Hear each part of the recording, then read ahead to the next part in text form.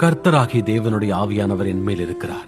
சிறுமைப்பட்டவர்களுக்கு சுவிசேஷத்தை அறிவிக்க கர்த்தர் என்னை அபிஷேகம் பண்ணினார்.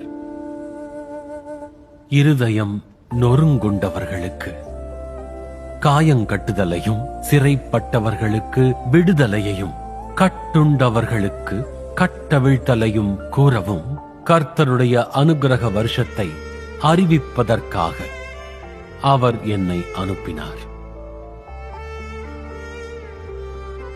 உங்கள் காதுகள் கேட்க இந்த வேத வாக்கியம் இன்றைய தினம் நிறைவேறிற்று. இதுவே ஆண்டவரின் தயவின் வருஷம். இதுவே அனுக்கிரக வருஷம். ஏழைகள், இதயம் நொறுங்குண்டவர்கள், சிறைப்பிடிக்கப்பட்டவர்கள் மற்றும் குருடர்கள், இவர்கள் அனைவருக்கும் மீட்பை வழங்கும் வருஷம் இது. இங்க